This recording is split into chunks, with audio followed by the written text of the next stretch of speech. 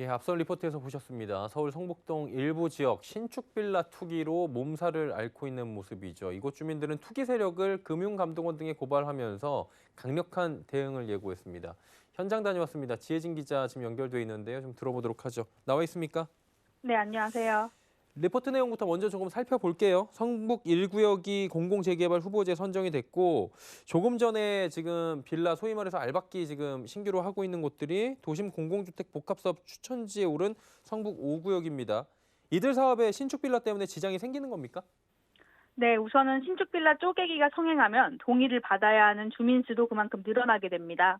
실제로 성북 5구역보다 앞서서 신축 빌라가 많이 들어선 성북 1구역 같은 경우는 공공재개발로 사업을 진행 중인데요. 공공재개발을 추진하려면 토지 등 소유자의 3분의 2 이상이 동의서를 내야 합니다. 그런데 1, 2년 사이에 신축 빌라 수백 채가 들어서면서 이 조건을 충족하기 쉽지 않아졌습니다. 실제로 성북 1구역에서는 신축 빌라 소유주들이 모여서 입주권을 주지 않으면 공공재개발에 반대하겠다는 주장을 하고 있습니다. 현재 성북 1구역 같은 경우는 권리 산정 기준일을 두고 갑론을박이 펼쳐지고 있습니다. 권리 산정일을 언제로 잡느냐에 따라 신축 빌라까지 사업에 포함될지가 결정되기 때문입니다. 성북 5구역은 리포트에서 전해드린 대로 건축 허가일 기준 때문에 신축 빌라 60세대도 토지 등 소유자에 포함되는 상황입니다. 서울경제TV가 인근 부동산에 확인해보니 아파트 입주권이 나온다며 신축 빌라들이 매매되고 있었습니다. 정부는 이사 대책에서 현금 청산이니 수용이니 강력한 단어들을 사용해 투기 자본이 사업지에 들어오는 것을 막으면서 공급을 추진하려고 했는데요. 결과적으로는 이사 대책 추천지로 올라간 상황에서도 입주권을 노린 투자가 가능했습니다.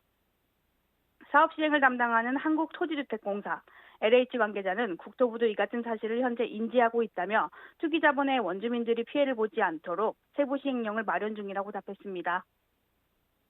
한마디로 진짜 공공재개발이 필요한 분들께서 피해를 볼 수 있기 때문에 지금 대책이 필요할 것 같은데요. 보니까 빌라 지은 업자들이 뭐 지역 수협이나 상호금융을 이용했다는 게 공통적이라고 합니다. 1금융권 이용 안 하고 상호금융 자금 조달한 건데 뭐 과대출해준 거 아닌가 이런 얘기도 나오는데 어떻습니까? 네, 상호금융은 지역 농협, 새마을금고, 수협중앙회 등 제2금융권으로 시중은행인 제1금융권보다 대출을 많이 받을 수 있습니다.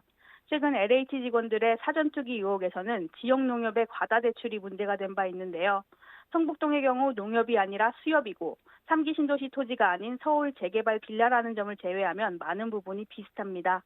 구청의 건축 허가 및 사용 승인 허가 현황을 2019년부터 살펴봤는데요.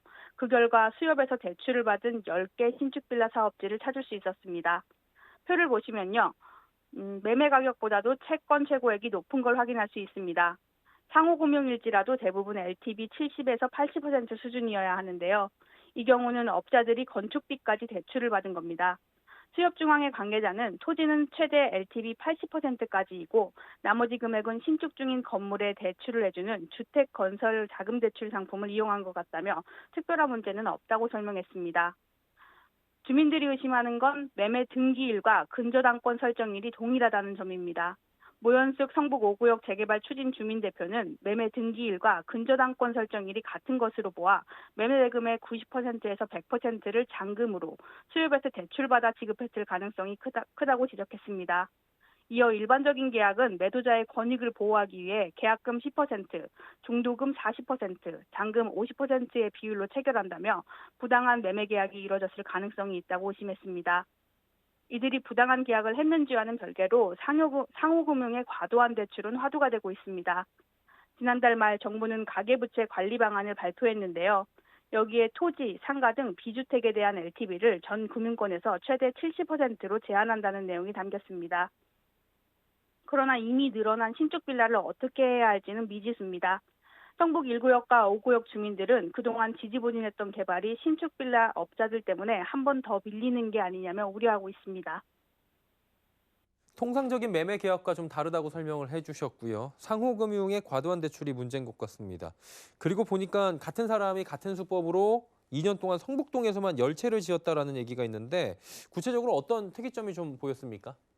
네, 우선은 이들 빌라는 업자가 아닌 전 주인이 소유하고 있을 때 건축 허가가 나왔다는 점입니다. 전 집주인들로부터 양해 내지는 협조를 구한 것으로 보이는데요. 이들은 이미 건축 허가가 나서 쪼개기가 완료된 매물을 사들였습니다. 전 집주인이 소유하고 있을 때 건축 허가를 내주는 데 도움을 줘서인지 이들은 대체로 시세보다 높은 가격에 빌라를 매입했습니다. 이들이 사들인 빌라 중에는 다른 곳보다 2배 이상 시세를 쳐준 곳도 있었습니다. 지도상에서 화살표로 표시된 빌라는 지난 2017년도만 해도 15억 원에 거래됐는데요. 이들 신축 빌라 업자들이 사들일 때는 33억 원에 거래됐습니다. 3년 새 2배 넘게 오른 셈입니다. 한 부동산 전문가는 빌라 업자가 사들인 땅의 감정평가가 너무 많이 나온 것 같다고 지적했습니다. 그는 인근의 네모 반듯한 대로변 땅보다도 안쪽에 있는 땅이 3.3제곱미터당 30만 원 정도 더 나온 것 같다고 설명했습니다. 대출을 많이 받기 위해 감정평가가 부풀려졌을 수 있다는 겁니다. 익명을 요구한 한 감정평가사는 상호금융에 내는 감정평가서는 과도하게 부풀려진 측면이 있다며 호가나 시세 수준으로 감정평가가 나오기도 한다고 꼬집었습니다. 이어 상호금융에 낸 감정평가서를 1금융권에 똑같이 제출했을 경우 1금융권에서는 해당 상호금융평가서의 80%만 인정해준다고 설명했습니다. 예, 오늘 소개해 주신 내용을 바탕으로 주민들이 금융감독원 국토부에 신고를 넣는다고 했으니까 이를 통해서 자금 조달이 어떻게 이루어졌는지 명백하게 드러날 것 같습니다. 조금 더 지켜보도록 하고요. 후속 취재 부탁드리도록 하겠습니다. 부동산부의 지혜진 기자였습니다. 수고하셨습니다.